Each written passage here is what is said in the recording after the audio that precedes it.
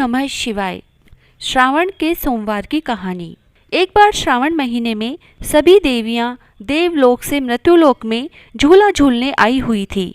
उनमें लक्ष्मी जी, सरस्वती जी, पार्वती जी तीनों देवियां भी थी। अब लक्ष्मी व सरस्वती तो सज धज कर गहने पहनकर आती और पार्वती जी साधारण वेश में आग धतूरा के फूल लगाकर आ जाती। लक्ष्मी जी को यह अच्छा नहीं लगता था और वे अभिमान में बोली कि पार्वती जी, आप गहने पहनकर क्यों नहीं आते हैं, हमें शर्म आती है। यह कहकर पार्वती जी का मजाक बनाती। एक दिन लक्ष्मी जी ने कहा कि आपको शंकर भगवान गहने नहीं दे सकते हैं तो हमसे उधार ले लो। पार्वती जी पतिव्रता देवी थी, उनको अच्छा नहीं लगा। फिर भी लक्ष्मी जी के कहने पर पार्वती जी ने कहा कि मैं भगवान से पूछकर कल बताऊंगी। अब पार्वती जी शंकर भगवान के पास जाकर सामने बैठ गई। भगवान कैलाश पर्वत पर ध्यान में बैठे थे। ध्यान से उठे तो पार्वती जी से पूछा कि आज आपको क्या चाहिए। पार्वती जी ने कहा कि आपको कैसे पता कि मुझे कुछ चाहिए। भगवान ने कहा कि तुमको कुछ पूछना होता है तब तुम सामने आकर बैठ जाती हो। तो पार्वती जी शर्मा गई और उन्होंने बताया कि हम तीनों देवियां झूला झूलने जाते हैं। वहाँ लक्ष्मी जी हमारा मजाक बनाती है कि भगवान आपको गहने क्यों नहीं पहनाते हैं। इस पर भगवान ने कहा, तो क्या तुमने बताया नहीं कि हम कैलाश पर्वत पर जंगल में रहते हैं और राक्षस चारों ओर घूमते हैं, इसीलिए नहीं पहनते। पर पार्वती जी ने कहा कि सुहागन औरत को त्योहार पर नत पंचमणियां तो पहनना ही चाहिए। लक्ष्मी जी मेरे को उधार दे रही थी, आपका हुक्म हो तो उधार लेकर आऊं। भगवान बोले, कभी भी किसी से उधार वस्तु नहीं लेना चाहिए। अगर वह वस्तु खो जाए तो अगला उस वस्तु की दुगनी कीमत बताए तो भी देनी पड़ती है। यह हमें अच्छा नहीं लगता। अगर आपका मन जेवर पहनने का है तो हम जैसा कहें वैसा करना। भगवान ने अपने सिर से एक जटा का बाल तोड़कर दे दिया कि इसके बराबर सोना लेकर आ जाओ, हम उससे गहना गढ़वा देंगे। पार्वती जी ने सोचा कि इतने से सोने में गहने कहाँ से बनेंगे, लेकिन पार्वती जी पति आज्ञा मानकर दूसरे दिन चली गई और आते ही लक्ष्मी जी ने पूछा कि आपके भगवान ने क्या कहा। इस पर पार्वती जी ने कहा कि भगवान ने यह बाल दिया है, इस बाल के बराबर सोना चाहिए, उससे गहना बनवा लेंगे। लक्ष्मी जी बात सुनकर हंसी और बोली, इससे क्या गहना बनेगा। लेकिन पार्वती जी ने कहा कि यह भी तोल कर देना। झूला झूलने के बाद गांव की स्त्रियों से तराजू मंगवाया और उसमें बाल के बराबर सोना तोलने लगे। लक्ष्मी जी ने पूरा जेवर ही उतारकर तराजू में रख दिया, लेकिन बाल भारी रहता और गहने हल्के हो जाते। लक्ष्मी जी घबरा गई कि अब क्या करें, पूरे जेवर भी बाल से हल्के हैं। अगर सोना नहीं दिया तो भगवान हमें श्राप दे देंगे। इधर लक्ष्मी, सरस्वती, पार्वती जब स्वर्ग में नहीं पहुंची तो तीनों देवों ने आपस में बात करी और ढूंढते ढूंढते वहां आ गए। वहां जैसे ही लक्ष्मी जी तराजू में बैठने लगी, विष्णु भगवान ने आवाज लगाई कि देवी, हमें छोड़कर शिव जी के पास जा रही हो, सोने के साथ तुम क्यों तुल रही हो। अब लक्ष्मी ने आवाज सुनते ही तीनों देवों की तरफ देखा और आंखों में आंसू आ गए और विष्णु भगवान के पांव पकड़ लिए कि भगवान हमें माफ कर दो, हमें घमंड हो गया था, इसीलिए पार्वती जी का मजाक बनाया, अब इस पाप से हमें बचाओ। विष्णु भगवान बोले, जिसका मजाक किया उनसे ही माफी मांगो। भगवान शिव व पार्वती दोनों से ही लक्ष्मी जी ने माफी मांगी और कहा कि इसका पश्चाताप कैसे होगा। इस पर शंकर भगवान बोले, आपने श्रावण के महीने में सोमवार के दिन मजाक उड़ाया है, अब श्रावण के सोमवार का व्रत करो और इन्हीं आग धतूरों से जिनकी मजाक बनाई थी, इनसे ही शिव गौरी की पूजा करो।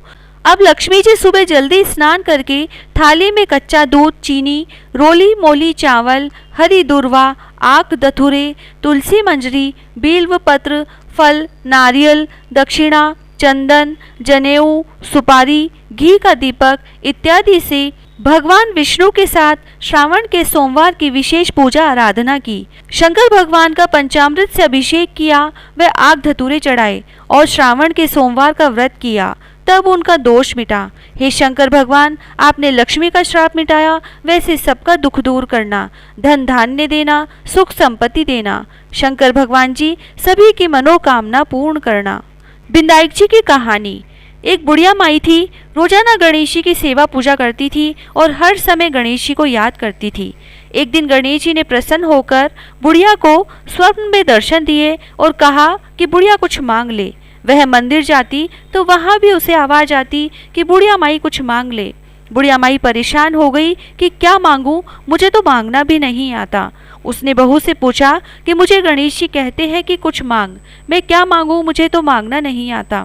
बहू बोली कि सासू जी पोता मांग लो, घर में चहल पहल हो जाएगी और अपना मन भी लग जाएगा। बुढ़िया ने सोचा कि बहू ने तो अपने मतलब की मांगी है, बेटे से पूछती हूँ।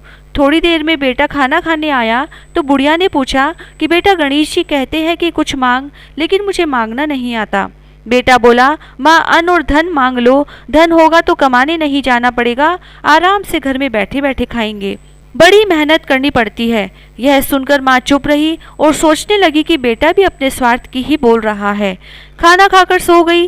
दोपहर बाद जब उठी तो पड़ोसन के पास गई और पूछा कि मुझे गणेश जी कुछ मांगने को कहते हैं, क्या मांगूं? मुझे तो कुछ मांगना भी नहीं आता। पड़ोसन ने कहा कि परेशान क्यों हो रही है, अपने घर में बेटा बहू है, उनसे पूछ लो। बुढ़िया ने कहा, पहले घर में ही पूछ कर आई हूँ, बेटा बोलता है अन्न धन मांग लो, बहू कहती है पोता मांग लो, ये बात मेरे जच्ची नहीं। पड़ोसन बोली कि माताजी क्यों तो धन मांगो और क्यों पोता मांगो, यह तुम्हारे किस काम के? बेटा बहू दोनों स्वार्थी है, तुम तो स्वस्थ शरीर मांग लो। शरीर सही है तो आराम से तीर्थ व्रत करना, घूमना फिरना, सत्संग करना, अच्छा जीवन बिताना, भगवान की भक्ति करना, इसीलिए दीदा घोड़ा मांग लो। यह सुनकर बुढ़िया माई घर आ गई। सोचने लगी कि बेटा बहू स्वार्थी है तो मैं भी स्वार्थी हो रही हूँ, मैं अपने मतलब से जीऊंगी तो स्वार्थी ही रही। उसने सोचा कि मैं इस घर की मुखिया हूँ, मुझे तो परिवार की सुख शांति बनानी है, बेटा बहू खुश हो और मैं भी खुश रहूं, ऐसा मांगना चाहिए। रात को नींद आ गई और सुबह जल्दी उठकर नहा धोकर गणेश जी के मंदिर में गई और साफ सफाई करने लगी। मंदिर में आवाज आई कि बुढ़िया कुछ मांग ले। बुढ़िया ने कहा, महाराज जो मांगू वो सब दोगे क्या? गणेश जी ने सोचा कि बुढ़िया तो भोली है, मांगना तो आता नहीं है। गणेश जी ने कहा, जो मांगोगी वह सब मिलेगा। बुढ़िया ने मांगना शुरू किया, कंचन की काया मांगू, 9 करोड़ की माया मांगू, हीरा मोतिया का गहना मांगू, जरी बागदा का बेस मांगू, सोना का रथ में, सोना का पालना में, सोना के कटोरा में पोता ने दूध पीता देखूं, 1.25 मन लाडू मांगू, खाती जाऊं बांटती जाऊं, आपका भजन करती जाऊं। गणेश जी ने सोचा बुढ़िया माई तो होशियार निकली, एक बार में ही सब कुछ मांग लिया। बुढ़िया बोली, सब देवो नहीं तो कुछ मत देवो। गणेश जी बोले, बुढ़िया माई आंख बंद करो, और उसे जो मांगा वो सब दे दिया। बुढ़िया माई ने आंख खोली तो सोने का रथ खड़ा है, उसमें सोने के पालने में, सोने के कटोरे में पोता दूध पी रहा है। बुढ़िया की कंचन की काया हो गई, 9 करोड़ की माया, हीरा मोतिया का गहना, जरी बागदा का बेस हो गया।